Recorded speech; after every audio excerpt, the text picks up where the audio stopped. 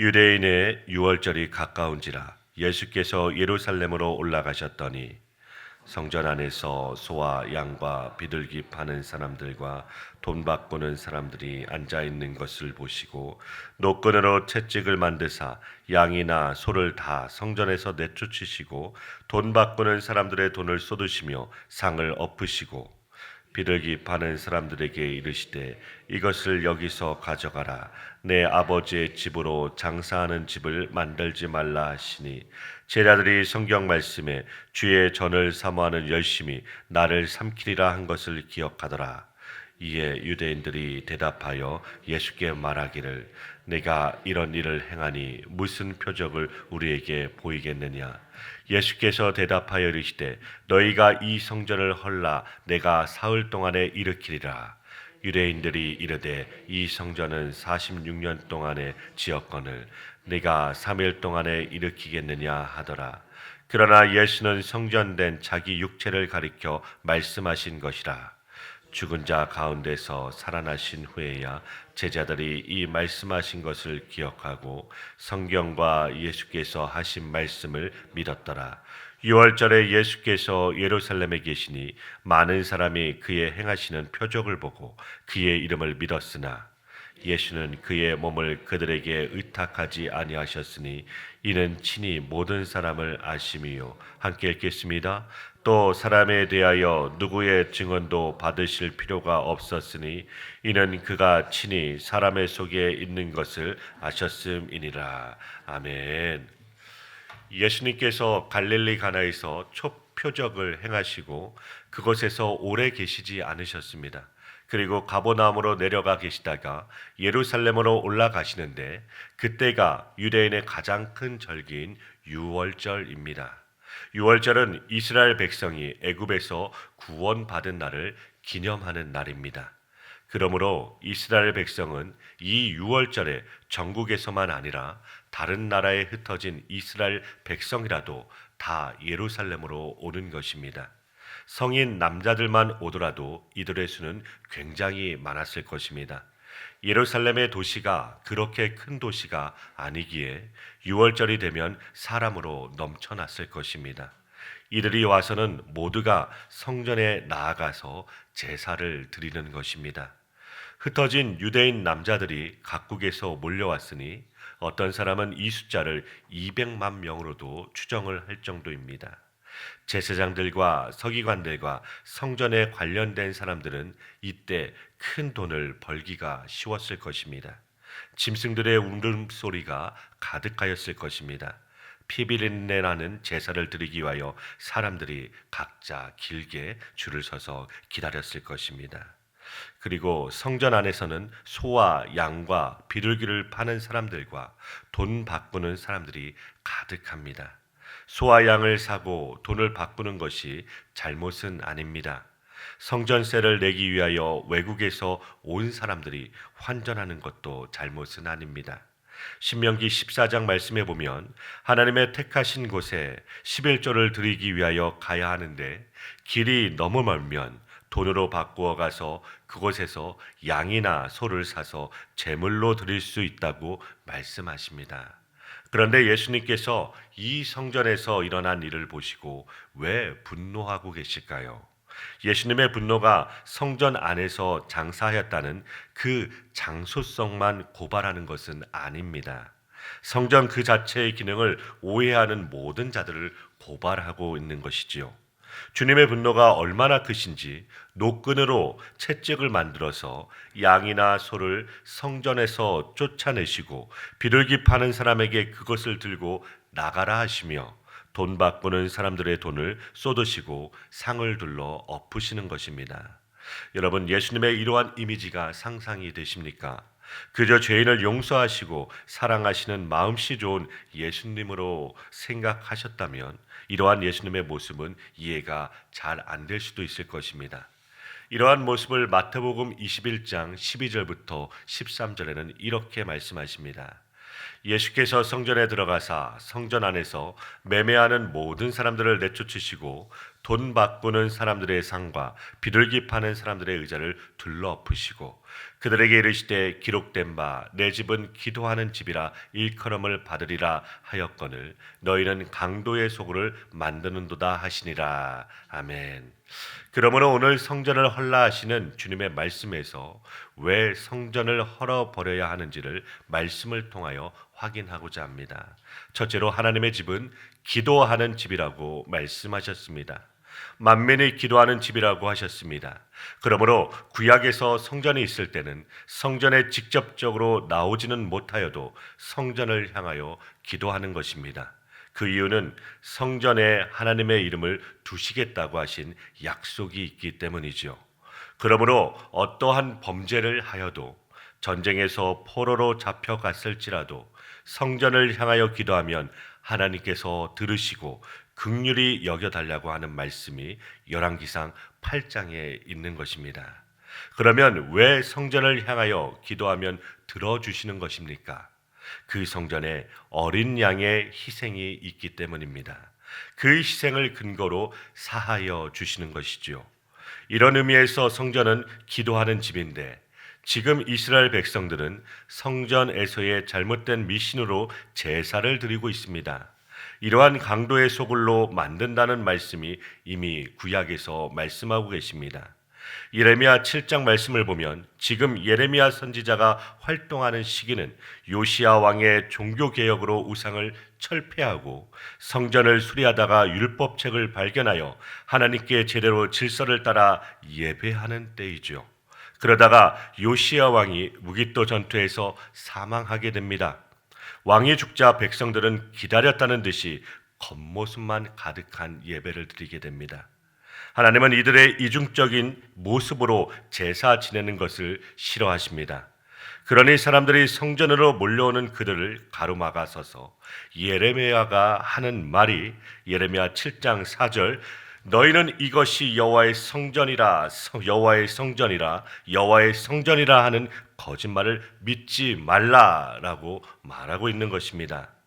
지금 성전에서 제사 지내고 있는 중인데 그 성전이라는 것이 거짓말이니 믿지 말라는 것입니다.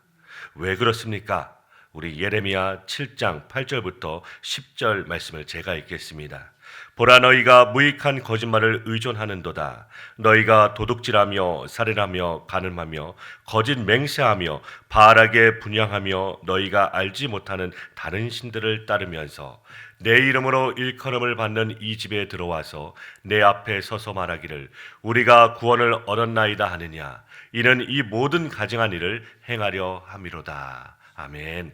세상의 삶은 온갖 우상 숭배를 하면서 성전에 들어와서 제사 한 번 지낸 것으로 구원을 얻었다고 말하지 말라는 것입니다.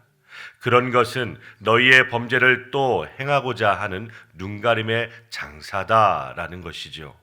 그러므로 그런 짓은 이곳을 도적의 굴로 만드는 것이다 라고 말씀합니다. 그러니 처음 성막이 있었던 실로가 황폐화된 것처럼 이것도 황폐화될 것을 말씀하십니다. 이러한 거짓되고 부패한 제사가 더 이상 드려지지 않도록 구약 마지막 성경 말라기에서는 이 성전문을 닫을 자가 있었으면 좋겠다고 말씀하십니다. 그러므로 예수님께서 기도하는 집을 장사하는 집으로 강도의 소굴로 만들어버린 사실을 구약을 인용하여 말씀하시는 것입니다. 둘째로 주의 전을 사모하는 열심이 나를 삼키리라는 말씀입니다. 이 말씀은 시편 69편 9절 말씀입니다. 다윗이 원수들에게 쫓기면서 예언한 말씀입니다. 주의 집을 위하는 열성이 나를 삼키리라는 것입니다. 이 말씀은 두 가지로 볼 수가 있습니다. 다윗이 주의 집을 위하는 열심으로 다윗을 위험에 빠뜨리는 것으로 볼 수가 있고 또 하나는 다윗의 대적들이 하나님의 집을 위한다는 열심일 수가 있습니다. 다윗의 대적은 사울인데 사울이 염려하고 사모하는 것은 이스라엘의 왕권입니다. 사울은 이것을 지키는 것이 하나님의 집을 위하는 열심일 수가 있다는 것이지요. 그런데 진짜 하나님의 집을 세울 기름 부은 자 다윗이 나왔으니 사울은 다윗을 제거하려는 것입니다. 이렇게 보면 사울에게서 하나님의 기름 부음이 떠났기에 사울이 지키는 왕권은 가짜 왕권입니다. 그 가짜 왕권을 지키기 위하여 열심히 다윗을 죽이려 한 것입니다. 이것을 사울은 주의 집을 위한 열정으로 생각할 수 있는 것입니다. 지금 성전이 이미 도적의 소굴로 되어버렸기에 예수님께서 그 성전을 둘러 엎어 버리라는 것입니다. 그러자 제자들이 주의 전을 사모하는 열심히 나를 삼키리라는 시편 69편 9절의 말씀을 기억합니다.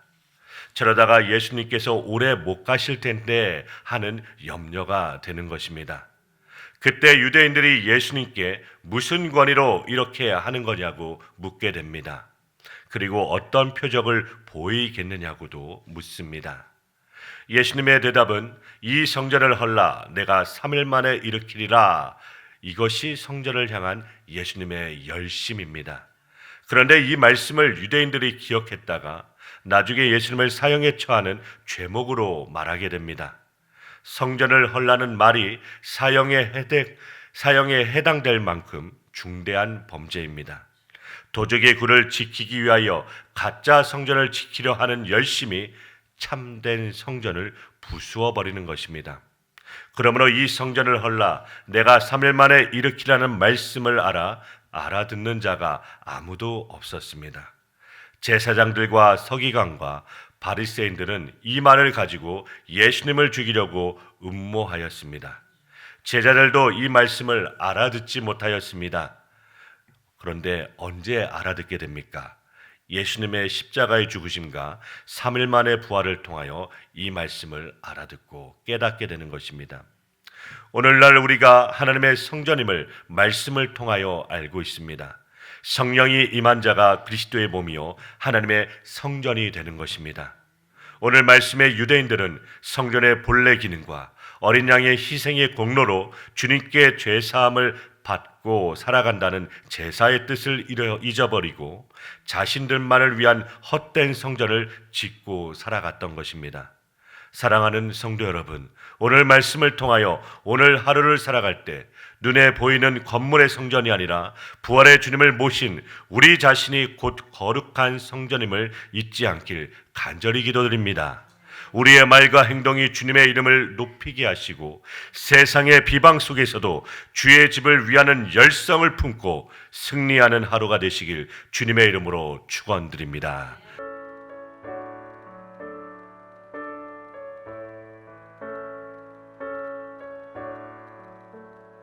내 모든 시험 무거운 짐을 주 예수 앞에 아뢰이며 근심에 쌓인 날 돌아보사 내 근심 모두 맡으시네. 내 모든 괴로움 닥치는 환란 주